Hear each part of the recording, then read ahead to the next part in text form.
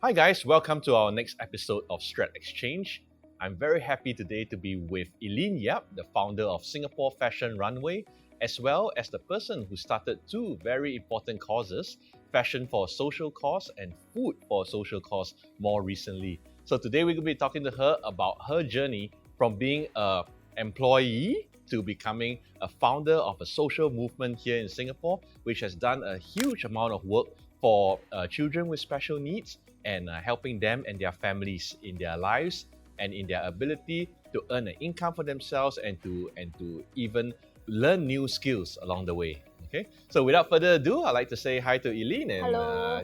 thank you for joining us today, Thank Eileen. you. Eileen, how has this journey been? What caused you to want to start these movements? So I wanted to start this movement because I wanted to impact people. So I prayed about it, and then the answer to me is like, "Hey, everyone wears clothes. So why don't you, like start a movement?" And then fashion was where we started. Okay. And what inspired you to do this for the children and specifically the children with special needs? So along the way, we realized that in order to ignite the passion in fashion, so a lot of them can design, can draw, and of course, a lot of people like to model. So slowly, we realized that people with special needs, they are also very talented. So they came on board, and then we felt that actually a lot of times they inspire us, and then through them, they kept me moving. Yeah. It's always said that a good entrepreneur starts something based on his passion or follows his passion, right? Did you have a strong passion for like fashion and clothes and all that even before this thing started? I like shopping, and then I like to buy things. I like to window shop also. Yeah, but I think the whole passion was more, I am passionate about brand management, and also I wanted to support people. So back then, I supported a lot of local, like artisan service, and people who just know sew and make nice things as a hobby. Yes. I see. Eileen, let's talk about before we go into the details about these movements you started, right?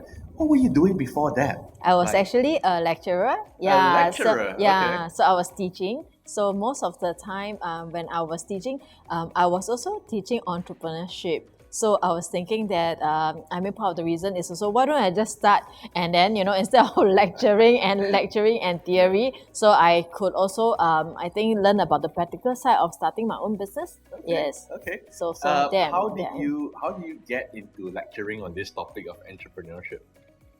I think that I guess more in terms of not just a starter in business, but I think a problem solver. Okay. Yeah, so I like to. Prior to becoming a lecturer, I was a researcher. So from a market research point of view, I think we always make recommendations to solutions. So from problem solving, the interest of problem solving, the problem of I think like looking at opportunities and turn them into new opportunities are the things that I'm passionate about. So yeah. That's really interesting. Okay. Is there something in these like entrepreneurship courses that you were teaching that you find yourself using a lot of today as an actual entrepreneur and a starter of businesses? I think number one was that before I start my own business, I really need to be a very I always need to have calculated risk, right? So don't just blindly go into entrepreneurship just for passion. So luckily, I also had like savings, and then that kind of like kickstarted my journey. And I think a lot of it is also patience, because a lot of things that we actually want and we envision it to come through in our business planning, but in the end, right, I think through patience, then you will eventually step by step see it realizing. And of course, with patience, you find the right team of people, and then that's how it all come about. Yes. Okay, you make entrepreneurship sound so easy. This is but I know it's not. There's I know of course another sob story. Yeah, so I can tell you all about it later. about the sadness. The sadness. I cry all the pain behind time. it. Yeah, right. Yes. Has any of your businesses actually gone gone according to the business plan since you started?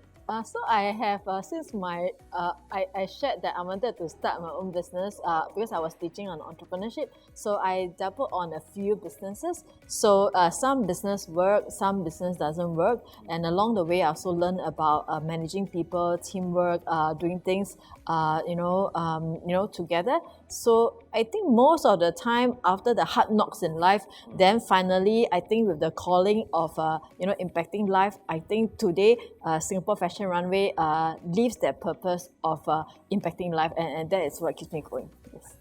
Very Very team, nice. right? But No, it's not cheap at all. I love the way you put it across. Yeah. So, there are a lot of people who were in the same position as you, and I would dare say me as well. Okay, there was a time in our lives that we were both employed, we were doing a job, we were getting our stuff done, of course, very dedicated to our work and all that. But we harbored dreams and thoughts and goals of being an entrepreneur. And I dare say that there's a lot of people who are like that actually, who do an 8 to 5 job and who think, how nice if I can start my own business one day, right? Yeah. Can you talk about that process where it went from this is my passion to be becoming let me go out there and start it. Let me go out there, live off my savings and start this thing, because that's a very brave move, and a lot of people get stuck at that point. What was it like for you? Yeah, so I also had the same thoughts as well, because like if I were to go ahead to start, like everybody else would think of just start something, then what if it failed? So for me, because I'm really of some age, so I have some savings. So number one, you need to have some savings, so you need to have backup plan. Number two, I think for myself is that I think I start my entrepreneurship where I was maybe slightly maybe in my 30s. Yeah, so that's why I did tell myself that one day when I reach 40 and I go back to the workforce, maybe workforce will still accept a 40 years old. When you are 50 years old or 60 years old, it's a little bit difficult. So I guess with the accumulated experience and I go back to workforce by the age of 40, then maybe I still have some value. Yeah, correct. So that was what kept me thinking. Yeah. So you were going from the point of view of worst case scenario. If I have to go back to the workforce, am I still employable? And the answer in your mind was yes, most likely you will still be employable. Yes, correct. I really like that thought process, because I think sometimes a lot of would-be entrepreneurs are they have paralysis by analysis, right? They keep thinking, what if it fails? Will this business work? I can't tell what's happening in the market. We're going through a COVID pandemic. This must be the worst time to come out and start a business. All these thought processes. But I think that you raise a very good point that actually the risk, the worst thing that can happen is I need to go out there and get a job. Correct. And most of us have enough education and experience to actually land another job. Correct. Should the worst case scenario happen, right? Yes. A lot of would-be entrepreneurs are kind of like stuck in this position that, oh my goodness, what if the business fails and things like that, right? Yeah, correct. Eileen, did you have to raise funds or solicit funds in order to start the businesses that you're running? So my fund came from myself. So I dig out my piggy bank, and then after that counted the money. So it's hard-earned money. I was very thrifty, and then I didn't spend much money, and I lead a lifestyle of simplicity. So I guess I didn't. I guess in business you always think that if you always need to find funding of a third party, then if tomorrow it doesn't come, then what will happen? Exactly, so for me, day one is hoping that the business model will work.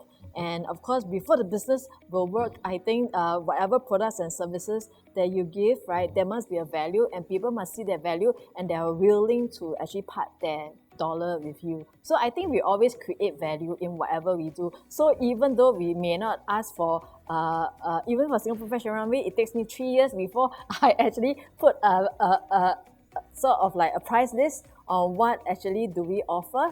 Back then we don't even have any retail, like people start, for me, it took me 3 years, to put price lists, in all businesses. For me, it took me 3 years. We create the value, people can see the tangible results, the life that's been impacted. Then we finally say, okay, now we can put a, and I think I price to it. So I think I did it because Yeah, luckily I had some Amazing. past savings. Yeah, So you're some, a not, yeah. self-funded entrepreneur. That's Mm, really, correct, that's yes. really admirable. Very good. Yeah. Yeah. So you were mentioning it took you 3 years to put a price list together. How many years has all this been going on already?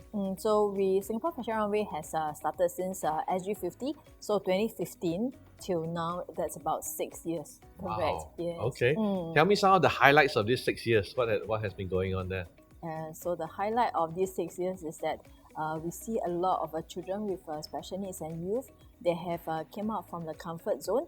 They were resting at home, and then we said that, hey, why don't you join Singapore Fashion Runway? So we actually have a center. The youth and the families come together and then learn new skills. And I think last year we see a breakthrough where we saw a lot of them being able to be deployed into real authentic environments. Yeah, so we started pop-up stores, we started retail stores, craft making stores, and also today we started food for social cause, so that these skills can be actually further trained in authentic environment for them. Yes. Beautiful, beautiful. Amazing work, Elaine. It's like Thank you. the stuff that y'all have done always blows my mind. I've been following you guys for Thank years. you. I've been participating, Yes. not participating, but attending your Even fashion your runways. child, yes, My is a two model. daughters Yeah, had a chance correct. to And walk they the interacted catwalk. with special needs Yes, as well. yes. That was really a very fantastic experience for them, right? Yes. And today this entire discussion is really very focused on either the business aspect of it, okay? But Yeah. your situation is unique because I don't think you got into this for money. Yeah. Right, you definitely need the money in order to keep things going and sustaining. Correct, yes. But you weren't coming into this thinking, oh, this is such a lucrative place to make money and stuff like that, which Yeah. is actually counterintuitive to a lot of entrepreneurs' mindset, right? So you came in, and that's why I think it's very important that we call it a movement that you started rather than a business that you Yes, started. correct. Although the entrepreneurial skills remain very similar, right? So if correct. I were to put it across to our viewers and all that who are listening to this podcast, and the question would be, do you have any advice or tips for people who are not necessarily coming out to start a business, but who feel very strongly about a certain topic or a certain cause and have been contemplating, should I come out to do something there to help the people in this area, or to do what kind of tips from your 6 years of experience of running Singapore Fashion Runway would you share with them? So I think for me, we have found out that the space that we wanted to reach out other people with special needs, the youth primarily. So I think that for the people who wants to do things with greater purpose, using their, I think, talents, they can also find, some goes for marginalized women, some goes for different patients, survivors, groups, etc. So I think getting to be able to learn more from them, would help, because a lot of times I think the society always think that what can we do for this group, but actually after interacting with them, I think it's more of what can we learn from them, that can I think value add, and also like work together and also bless each other. How would I say? I think Yeah, I think I think referring to that like is- a mutual progression together, Yeah. that you look at this group that you hope to benefit and hope to do, but actually this group of people are the ones that are blessing you in Yes, return correct. because I of the think work so. that you're doing for them. I think so. So I think there are a lot of people who wants to do a lot of things, and then they say, oh, let's donate some money after I raise, like, after they paint the house, after I then donate some proceeds to them. So I guess there's more that you can do, so than just donating the proceeds, because they will continue to sit down there and wait for the next proceeds. So I think over here we position ourselves for Singapore Fashion Runway, it's like the second home. Yeah, so as a family you grow, and it's a lifetime, so if you want to work together, so like over here at Food for Social Cause at Eat Talk, is whereby we get them come in to actually serve, to prepare the food, to actually people get a chance to actually interact with them and serve meals from them, to see that ultimately they still have the same idea, which is still they will hopefully be employed, they will hopefully find their independence, but at least they get up and do something. Yes. Okay, so I think applying that to someone who has a similar kind of love or passion for a topic or a cause, and getting them to get up and actually do something about it, you're kind of saying that there's an opportunity for them to actually gain a lot of blessings and benefits from doing it, and they shouldn't Yes. like hold back thinking about so much about the financial aspect of it and things like that, Yes, right? correct. Yeah, of course, it will take them time to actually work together and then maybe start from, I think for us, it's very from the bottoms up, like, Yeah. and I think that is where my passion is to be able to be with the children, the youth, the families. So, yeah, that everyone's different. Yes. Let's talk a bit about in these years that you've been out on your own, uh, running this course, growing it, uh, making it bigger and bigger. What are some of the really difficult points of this entire journey? What was it that you would say you have shed a tear about, or you have has kept you up at night during this journey? So I think our toughest was probably when we kickstart in 2015. So it was very, I guess when we coined it as Singapore Fashion Runway, it's very ambiguous.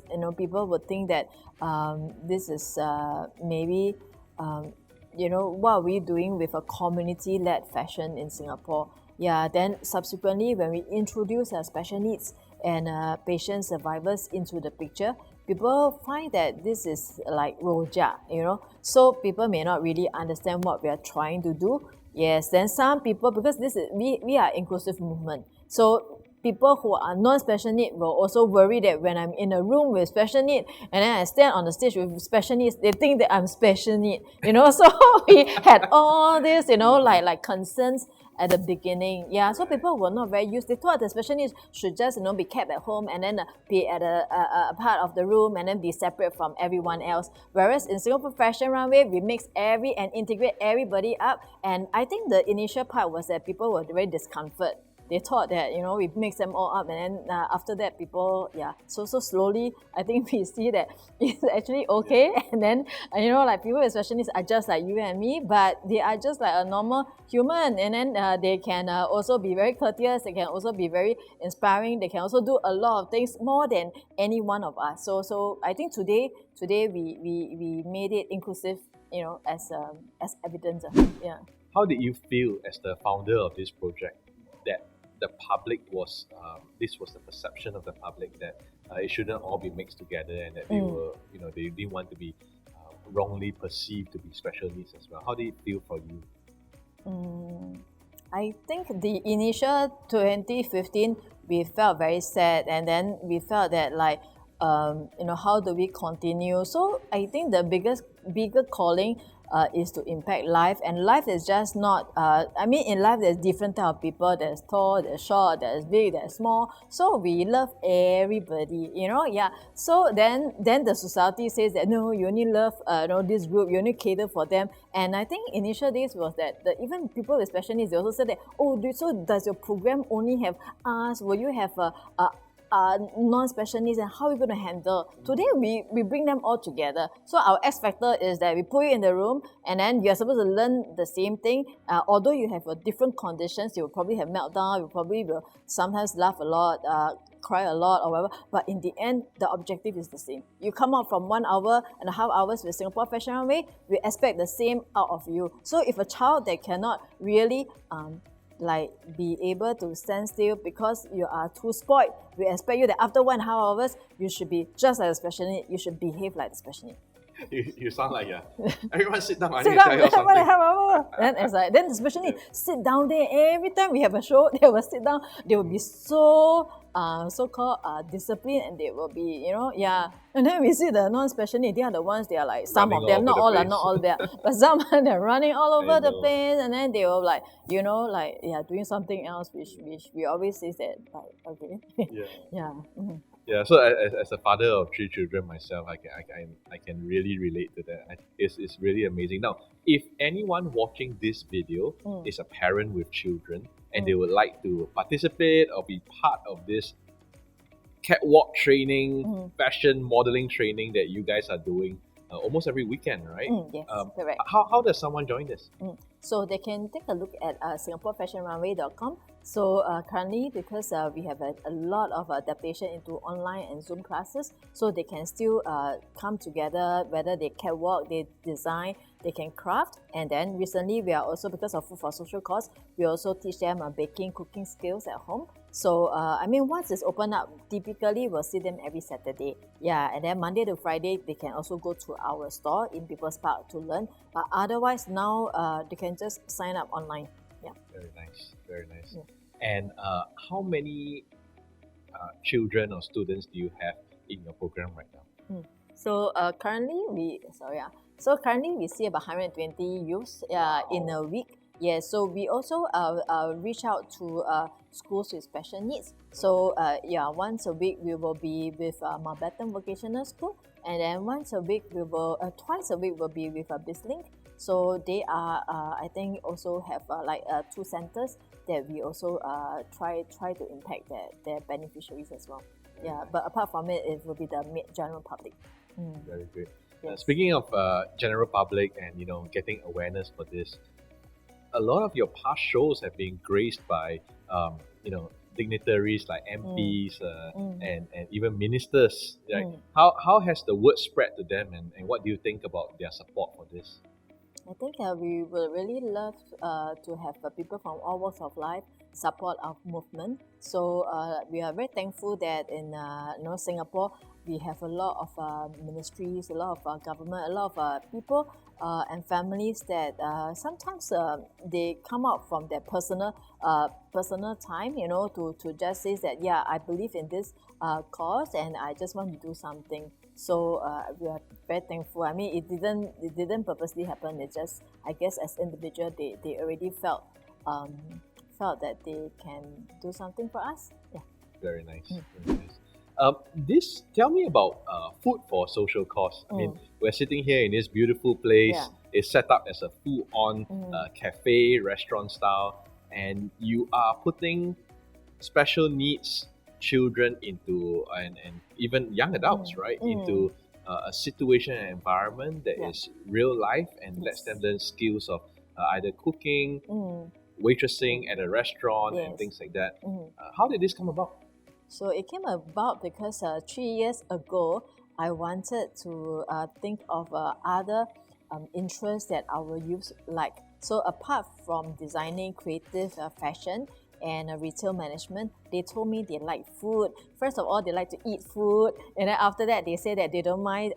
They imagine their future career could be a waiter, in an F&B service. So I've been praying about it. So I've been praying for 3 years already, and then after that, finally, we have this opportunity to partner with Eat Talk. So thanks to them, it's a very nice space, as you can see. So then the youth are actually being taught in a real authentic manner, right? From food preparation to food servicing. And the best thing is that we have real customer come in and then they get to learn on the spot, like how to interact with people and then take down the order, serve them, and then finally do the cleaning and then getting ready for the next day's operation.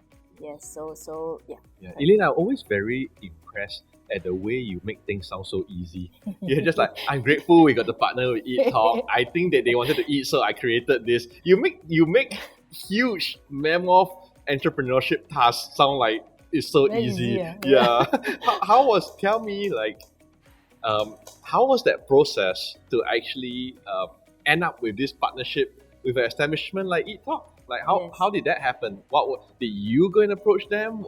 Who talked to who? And so we started partnering with Eat Talk since last year 2020. So we actually was hoping to give the youth a Christmas program. So Eat Talk was our partner. So they delivered very good food, and then it was a great ambience. Yeah, so I guess I've been also looking for a right F&B partner that are strong enough with the right experience, and able to also scale, because we have a lot of, imagine we have 120 youths, So my plan is that this 120 youths should be deployed, to various stores that we partner, so that they can learn. First we teach them, then they learn real skill, then they come back, to do greater things, right? So I have been also hoping, for the right partners to come. So last year we had a chance to actually collaborate because of a Christmas event. So from then onwards, I think the partners and the bosses behind eTalk, Christina and Derek, they also love children. They also have such a vision and mission, and it's very important to have the right same goals. And that's how I think it's very maybe from the end they were also praying.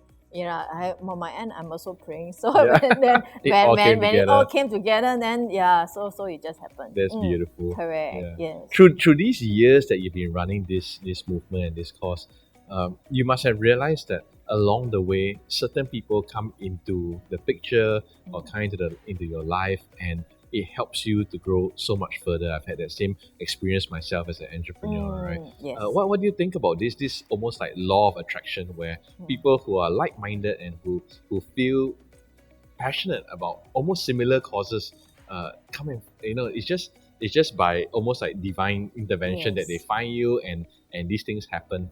Do you think things like that is just luck, or do you think it's something that we can actually create for ourselves? So sitting down here talking to you is like divine. So I believe that there is, you've been with, seen our journey, right? StratXchange has seen our journey since 2016, till now. I think 2016 when we came about with StratXchange was the first time that we actually put people with special needs on stage. So that was the first time that we put everybody on stage, on a platform. Yeah, and I think that I guess it could come to the same purpose and the same values, of different people. And when you put all the same values people together, and then although we are all different, doing different things, but ultimately when we come back, like today, it's like so divine. Talking to you. Thank you. It has really been, from a personal level, amazing to watch what you guys did. I think it was at the National Library once, and then Escape, and then I just saw the development along the way. I'm so grateful my kids got to participate in it as well. Hopefully there'll be more in the years to come when so COVID we also hope allows people us. like Jason, like UK and a lot. So people who are behind the scene, they have been supporting us because once in a while we'll ask them, say, they have to buy meals for the children. We have to bring them to this space for program, and they are very willing, that's why I say out of personal capacity, not even through their company or what. They just personally, they believe in it, and people like you actually fork out. So I think that is what kept us going, and I want to thank people like you. It's a pleasure to be part of it as well. Eileen, you have this space where your group and your volunteers actually teach special needs children, how to do some arts and crafts and things like that. And then you guys take that and retail it at another place. Can you remind me of the name of that? People's Park store. People's Park, So just where you'll go to retail the items. Correct. What is this that you're teaching them to make, and where do you and can you show us something? Yes. So in our People's Park store, so people can come in to actually learn a varieties of things. So they can actually sew items like this. So these are actually drawn by our youth with special needs. So the specialty is that on Saturday, right? So we will have a different kind of classes whereby they will learn creative arts, and then after that, they and their families will learn to sew, right? So the whole idea is to empower them with different things that they can actually make from fabric. Like this hair. Very cute. So Very nice. So we always ask them what inspired them about Singapore. So some actually says Malayans. Then this one recently is a Malayan. Yes, correct. Cute. Then this one is like kaya breakfast toast. Yeah. Yes, this one is a kueh. So they actually like different things about Singapore. And someone likes egg. Because matching with food for social cause. Right. Yeah. So the youth they came, and then after that they will draw. After they draw, we will make them into fabrics. Then the families that we train, they get to learn craft making, right? And then sewing. to So create actually, these to create. from the So fabric. not only we teach people with special needs, we also open classes so that the families can be upgraded to become teachers. So they will be the trainers. Yeah, so in People's Park store, people can come in to learn the craft. In Art Ground, that's another new space that we started this year. So it's at Art Space for Children at Mountbatten. So you can see the merchandise and you can support them.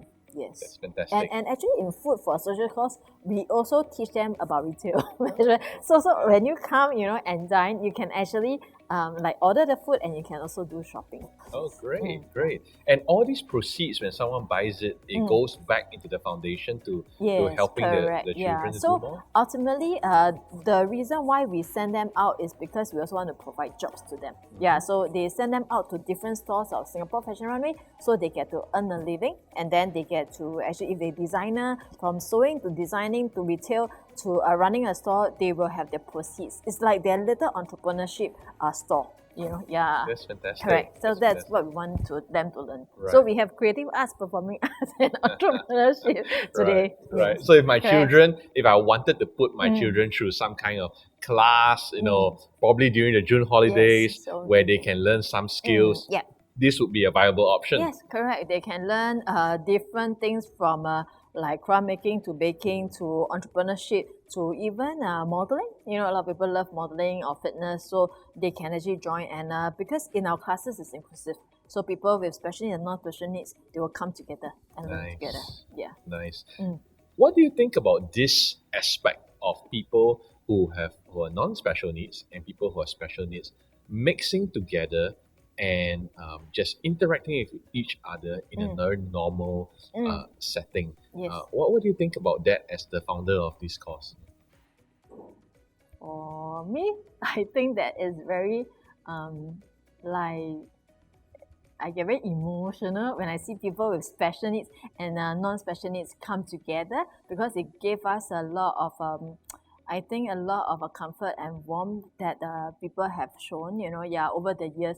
I think initially the people with special needs, they are mostly with their group of friends from the special needs school, right? So they are trying to break into the society, and society is also trying their way to embrace them. So through Singapore Fashion Runway, you have that very natural, we make everything sound so simple, right? Yes. Yeah, natural setting, in the nicest space with the eating food, like with modeling glass, make it so natural and so nice for the two to integrate. Yeah, but people did not realize that it took us so long, right?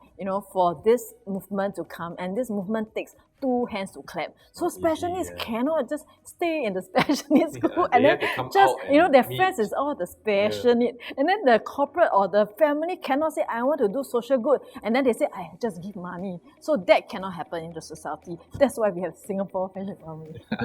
That's such a strong message. Right. Yeah, so I think the advice is that if you want to be treated with respect, with courtesy, you do that unto others as what you want others to do unto you. So it's the same. That's beautiful. Yeah. I love that. Yeah. What I noticed from my kids joining the courses that you have and all that is that actually children in general are not discriminatory towards somebody who's special needs. Correct. Yeah. Right? Because you pair them up, you say, this is your friend, go do some arts and craft together. They jump straight into it. Yeah, there isn't a situation where must I, who are you? And that kind of, I realized that there was very little pushback from the children's angle. Correct. Yes. And very often, maybe if there is if there is some form of discrimination or some fear in terms of the mixing together, it actually does come from the parents' point of view. Yeah. Correct. So I think this education is very important because joining together to do something together in Singapore Fashion Runway doesn't lump your kids together with special needs. It actually brings equality to both the special needs and the non-special needs children to operate together. Yeah, and I think that in Singapore Fashion Runway, it reflects life, right? I mean, in life, I guess we have ups and downs, we have challenges, we're all shapes and size, different language, different religion, but able to be inclusive, able to embrace diversity is what we want Singapore to be, and it starts from you and me. Wow. I sound like you got that spot on. Yeah. Straight up. Eileen, I was the last courtesy girl. oh, were you? Long What? time ago. Yeah. Courtesy Lion just got retired, you know. I was last time courtesy girl Oh, really? in the 80s. Yeah, so that's why. I can tell you'll be the perfect Yeah, person for thank that. you. Yeah. Haven't forgotten that training. Yeah, huh? correct, yes. If you want to know more about Singapore Fashion Runway, just go to our center at Marina South Pier MRT station. So every Saturday, we meet our youths to learn different creative arts, performing arts, as well as entrepreneurship skills over there.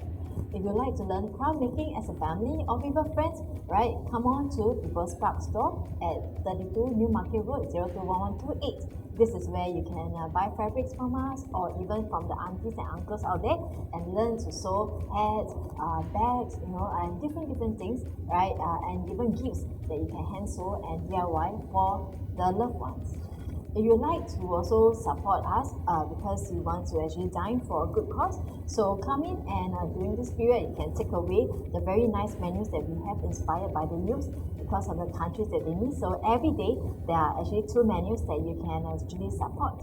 Choose your next meal from Singapore Fashion Runway, food for a social cause, because we are right here at eTalk at MediaCorp, 1 Stars Avenue 0401. So thank you so much, Eileen. That was a very interesting discussion. I really love the passion that comes through when speaking with you.